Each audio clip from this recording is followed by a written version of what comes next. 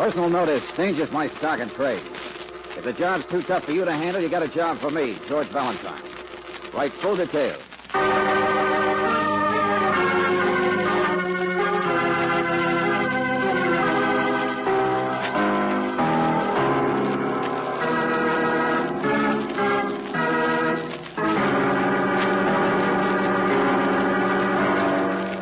Standard Oil Company of California, on behalf of independent Chevron gas stations and standard stations throughout the West, invites you to Let George Do It.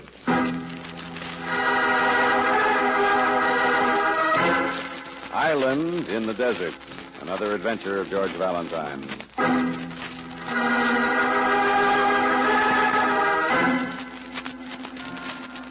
Dear Mr. Valentine.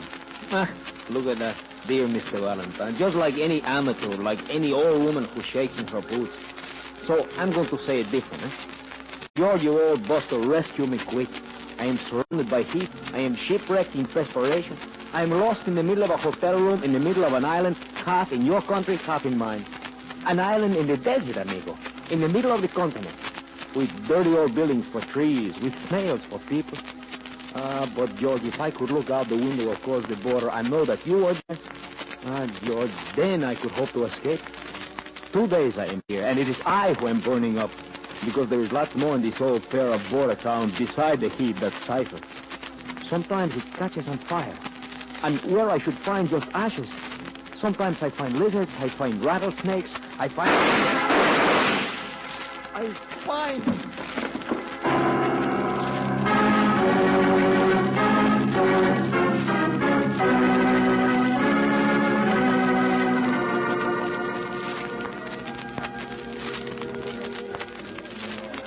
And that's all he wrote, huh?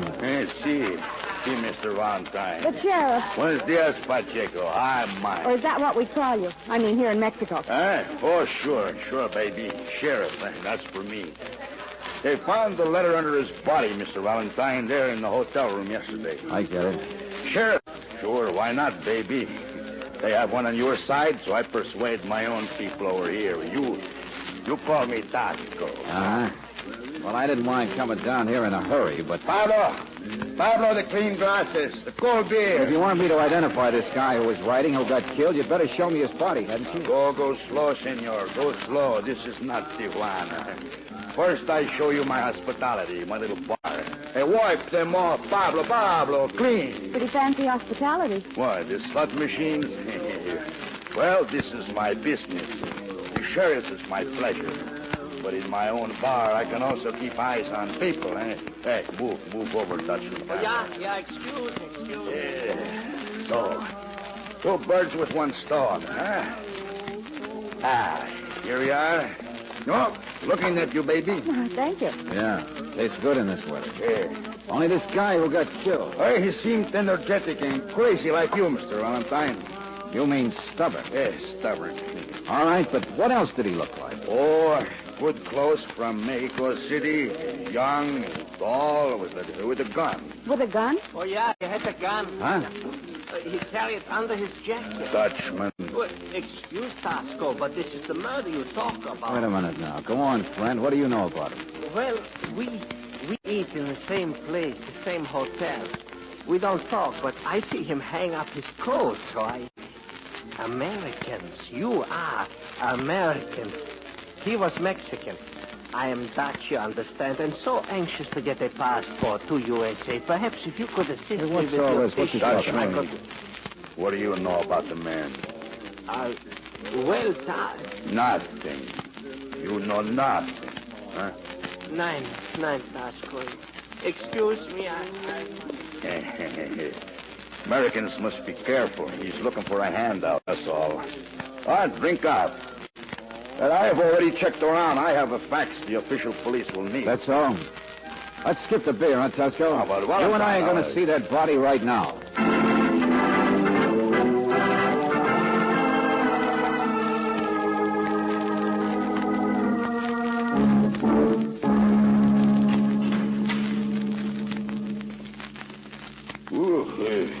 Morgue's the only cool place in town, huh? Oh, brother, you got a great sense of humor. No, I am not your reverend, only a realist. Death, it comes often here. Like so. That is he. Yeah. Wore a shoulder gun. Well, he never got a chance to use it. His name's Rayados, Mackie Rayados. He worked on a case together several years ago. Case? Yeah. Mackie was a private detective, one of the best ones in Mexico. Private detective? Oh, so that's who he was. Hey, my sleepy town. You must have had some idea. Didn't he have any identification on him? What have you been doing the past 24 hours? Well, must do things easy, senor. In this heat.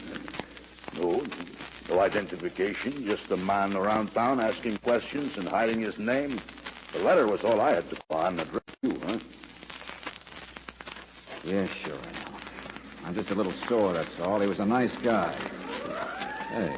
The wheels are in motion. Don't worry. You have done your work. Now we'll do ours, senor. Well, what's the matter? Fire siren. Oh, yeah, of course, a grass fire. The rains never come, but the fire's on the American side and the hill in your town. Our engine goes to help sometimes, that is all. Oh, no, so nervous, so... Mackie Rayados was a fire insurance investigator. What? You heard me. He investigated fires. Well, so, in my town, that would be appropriate. The Americans say you can fry eggs on our pavement. Lasco, you just said my job was done. Now you'll do yours, is that right? Well, yes, but my hospitality... Okay, then go ahead and do it. I'm leaving, Buster. This place is too hot for me.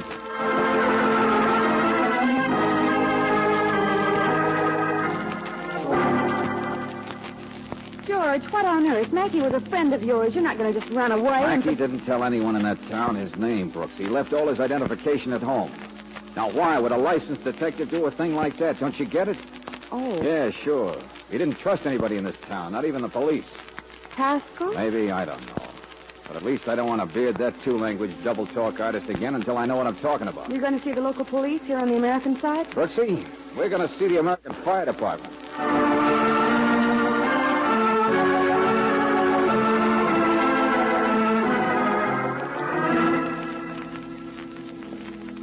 Well, there's only the three of us, Mr. Valentine, on regular. This is a small town. I see. I understand you had a grass fire a little while ago. Why, yes, Miss Brooks. Didn't amount to much, though. Mexicans gave us a hand. Hey, you burned your shirt and got your hair mussed up. Ain't that something? How do you think you'll impress a lady with your hair? Place. He's our driver. Miss Brooks, Mr. Valentine. And this is Al. He saves the babies and gets the medals. Pleasure. How are you? Hello. Place? Yeah, like between winning shows, huh? Place used to be a jockey. What do you think I am now? Sure, I booted home more losers over in Caliente than you ever... Place. Mr. Valentine's here to see about a murder. Well, how much does he charge? Very funny. Now, listen to me, both of you. A friend of mine, a Mexican detective, a fire insurance outfit, was across the border on some kind of a job. Well, I saw the Mexican engine come over to help you, so I thought maybe you'd gone over there sometimes. So Mackie must have been around to ask you boys some questions. Hey, holy smoke. Tall young guy, kind of thin. Yeah, there was a young Mexican here. That's him. Dead, huh? That guy's dead. Murdered. Yeah. Well, sure he was here a couple of days ago. He said he couldn't do anything official out of his own country, but he talked to the chief, to Slim. I think it was about there being too many fires over in that town. I think Firebug was his angle. Hey, come on, Slim's already down at the boarding house. That's where we hang out, sort of a pool room, lady. Firebug.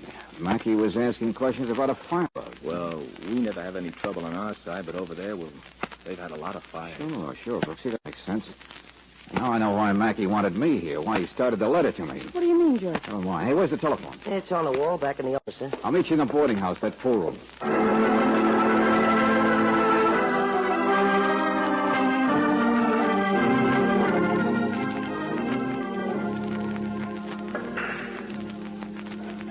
Well, it ain't no jockey club, Miss Brooks, but the clientele's nicer.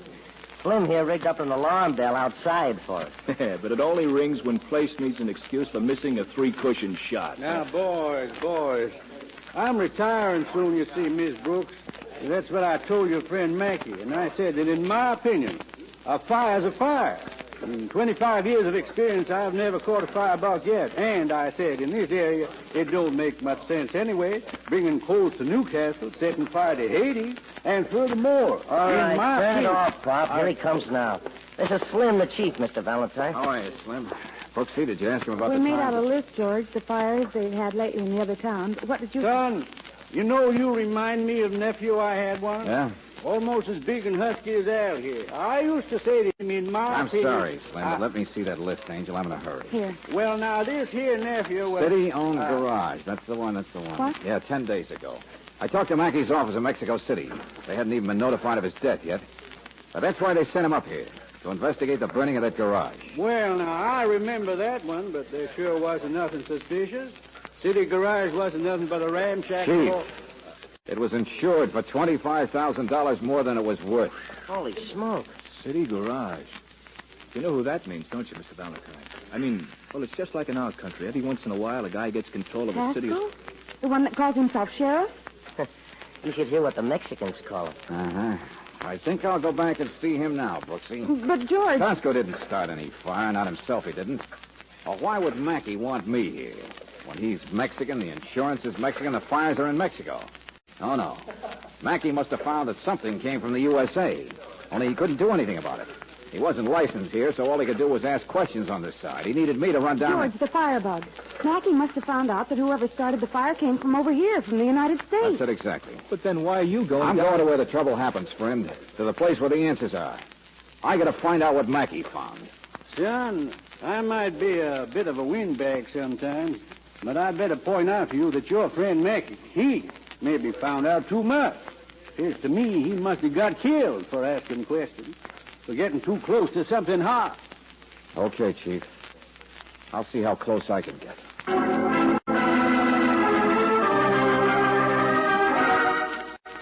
I'm sorry, Mr. Valentine, but I said no.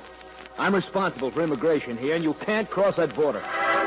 I what? But we were just over there a few hours ago. We've got a local problem to deal with. We have to cooperate with the other side. Oh, I get it. And they have to cooperate with Tosco. But look, I left him with the impression I was going home for good, skipping his hospitality. Don't underestimate him, Mr. Valentine. Like he didn't you. But he has no authority. But he's got a lot of friends. He'd know it if he got across to his town. Frankly, Mr. Valentine, I'm thinking of you. I don't like to let a man get down there and then maybe come back home for good on a slab.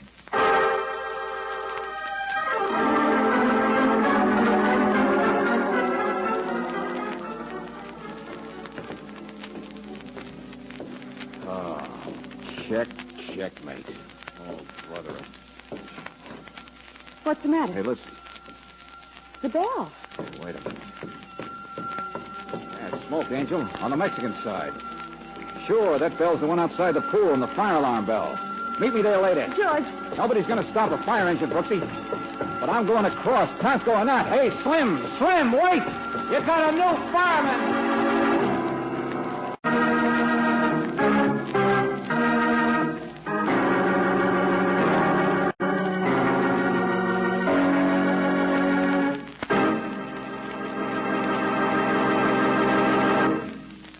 In just a moment, we'll return to tonight's adventure of George Valentine. You've probably got your vacation trip already mapped out. Now, I don't know whether you're driving north or south or east or west, but I can throw in a reminder that will make your vacation miles more pleasant. Between Canada and Mexico and the Pacific and the Rockies, here's how to be sure of finding clean restrooms for your convenience. Just stop at independent Chevron gas stations and standard stations. Here, the restrooms are cleaned thoroughly and inspected often, kept well supplied with soap and towels. And when you stop at these service stations, you're never made to feel obliged to buy something. So wherever your vacation takes you in the West, count on the convenience of clean restrooms at standard stations and independent Chevron gas stations where they say and mean, we take better care of your car.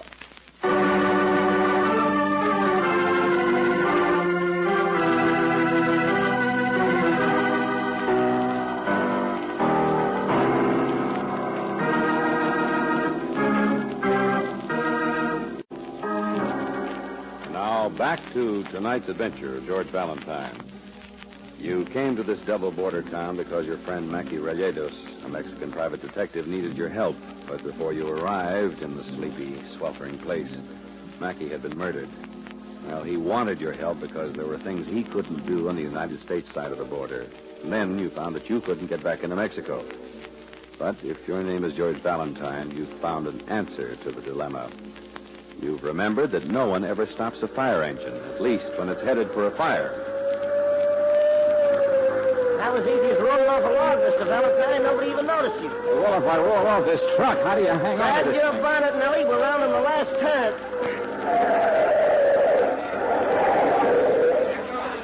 All right, boys, spin that hose. Valentine, Huh? afraid you're up against a little change of plans. You better get lost and hop for another part of town. Yeah, I get it. Tosco's bar is on fire. It's Tosco's old building. Wow, what a pile of insurance that must carry. Hey, and there's the guy who carries it. Go on, go on. I'll duck out of sight fast. Thanks. So long. Right.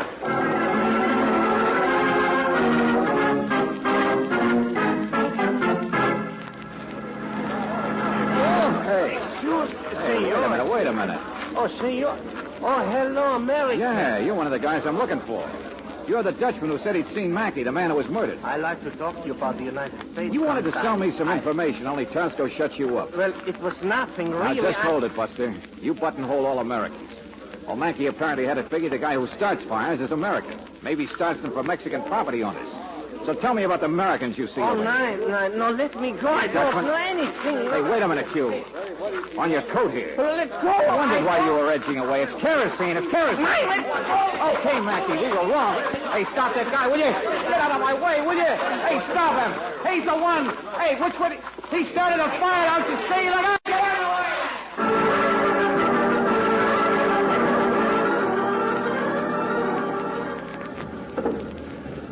All aboard that's going aboard. Well, the fire's all over. I guess this has left Valentine and the Safe Passage part company. So long, fire engine. I got work to do right where I am.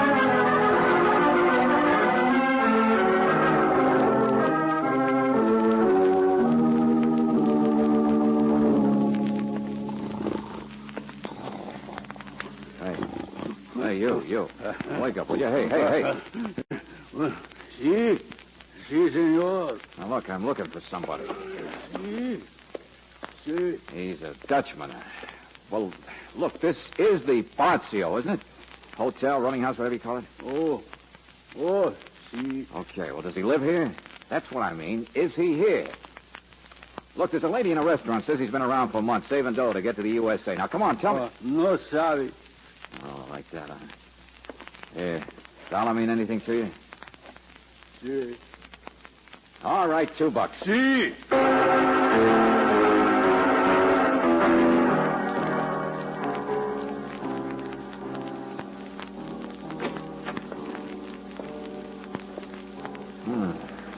Not at home, huh?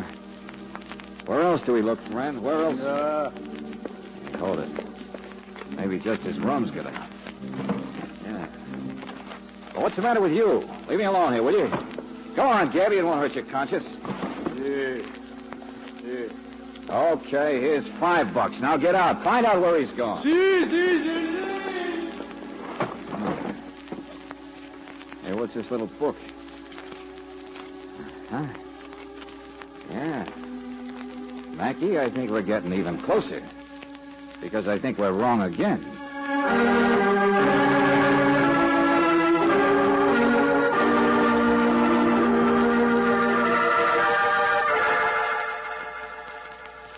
Now listen carefully, Brooksie. The Dutchman has a very interesting bank book. George, I don't understand. And yes, he's the firebug, all right. But look. But how can you But be... what? Hey, look, I can't hear you very well.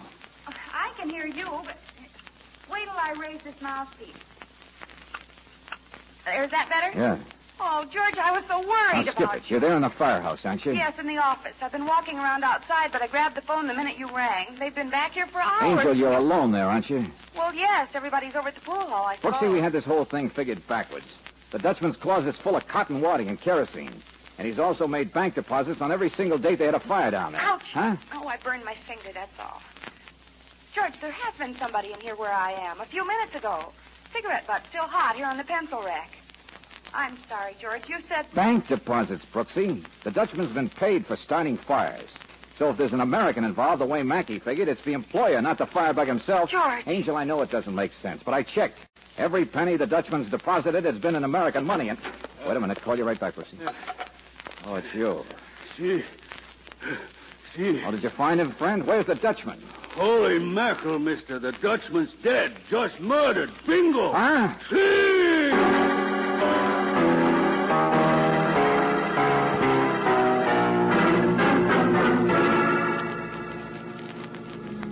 Brooksie, the Dutchman ran out of here just before I arrived. He'd received a phone call only a few minutes ago. His body's in an alley several blocks north. Toward the border, George? Yeah, that's right, Angel. He got called to his own death. And the operator said the call was from your side. But you said a few minutes ago. Darling, that's just what I said to you about a cigarette being here, but... Never mind. Get out of that place fast. Meet me at the American telephone office and step on it.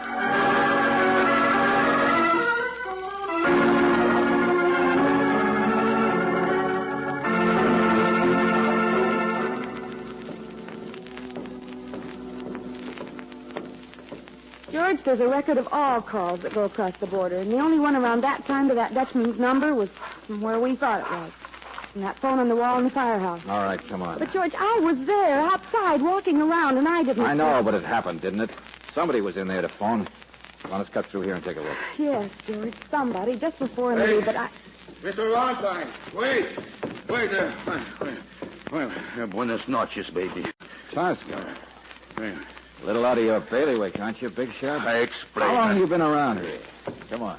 Since the fire. My fire. Oh, my beautiful bar. I come over. I've been looking for you, Mr. Valentine. This had better be good, Buster. I was not very helpful this morning about your friend Mackey. Say that again. Baby, please. Fire insurance investigation. It is an embarrassment, but not a crooked one, I'm sure. A city garage burned 10 days ago. They seem to be overinsured, but... Your bar burned down today, and I bet it had plenty of insurance on Oh, it. my beautiful bar, baby. Not one penny of insurance. I want your help now. I'm ruined. Not one penny. George. Okay. Come on into the firehouse, into the office here. You leave the door open, Brooksie?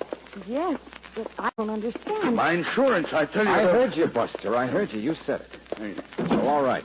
This case has nothing to do with insurance. What? Yeah. In fact, you make it a whole lot easier that way. But, Oh, I know Mackey came here on an insurance case at garage. And there had been too many fires. But suppose he stumbled into something totally separate. And that's why he got killed. Go on, George. Sure, that's why he was murdered. And the Dutchman got his because he could have told me the whole story. What story? The Dutchman got a phone call and came rushing to an alley near the border. Whoever called from here must have told him where to come. Who is whoever? Yes, how can you ever hope to tell who made that call? Everybody comes in here. Come on now, think, Brooksie, think. We'll never find a clue here, I know that. But what did you say to me? Something you said. You were the next person in here, next after the murderer. The cigarette was still burning, remember? You burned your finger. Yes, George. You said you couldn't hear me until I raised the mouthpiece. Yeah? Oh, hi. Ran out a bill over the pool hall. Got to call a liquor store and get... What's the matter? Hiya, Tosco. Valentine.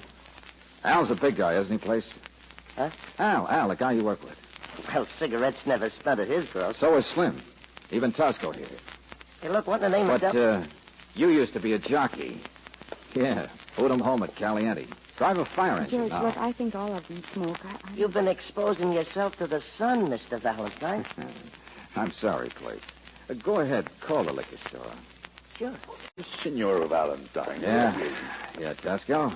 You kept asking me what else instead of insurance was involved. Well, that's simple, like all of it.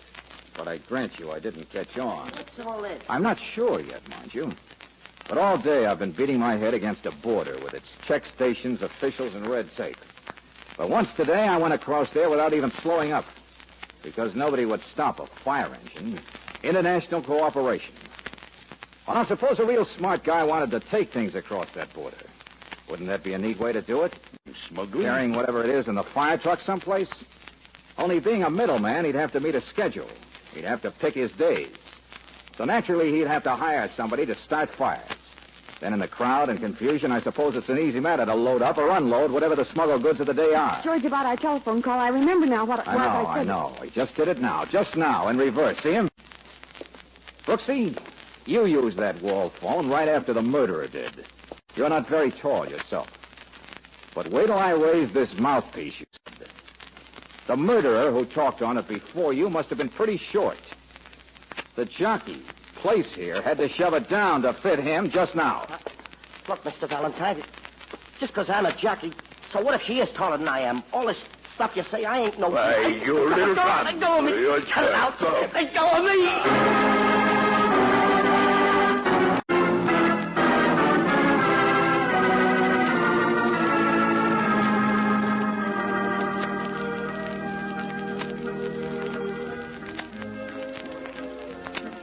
Well, that's it, Sheriff. Guess you can go back to just frying eggs in your street now. Place admitted it was all true. Yeah, sure. He arranged the fires and hired the Dutchman to start them for him whenever he wanted to bring over a load or pick one up. It's so crazy, though. Ain't it, baby? He should kill men, too. He should do this thing with Mr. Valentine breathing down his neck. Well, the heat was on, that's all. Heat like a snowball. He must have had a hot load in his truck to get rid of, so with us nosing around, it was the frying pan of the fire. He had to go ahead. Well, like a snowball in a frying pan. Our weather finally got him. Yes, baby, I know. He makes sense. All right, Tasco. But I don't like some of the words you use either. Oh, please, I know. The big shot's not popular, but now I will have to go back to work to build up my bar again, so I will have no time for a big talk. Well, I'm glad to hear it. But that wasn't what I meant. It's the way you keep talking to Miss Brooks. It's that word, baby. So? And what is it, Mr. Valentine, you have against babies? Huh? Well, well, that is... That's all, George.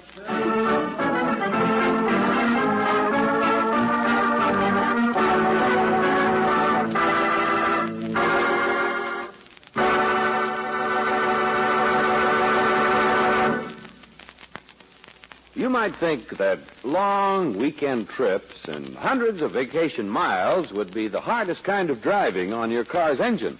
But that's not true. Hometown driving is even tougher. For short trips with a cool engine produce acid-laden moisture inside cylinders, and that can account for as much as 80% of engine wear. How do you stop it? By getting RPM motor oil. First choice where driving's toughest. There's good reason why folks will tell you more people prefer RPM than any other brand of motor oil. RPM is compounded to keep a moisture-proof film of oil on engine parts. To fight off that rain of acid moisture, it clings to engine hot spots that other oils leave bare, stops carbon and sludge. In fact, it's the finest engine insurance you can buy. Ask tomorrow for RPM, first choice where driving's toughest. Ask at independent Chevron gas stations and standard stations where they say and mean, we take better care of your car.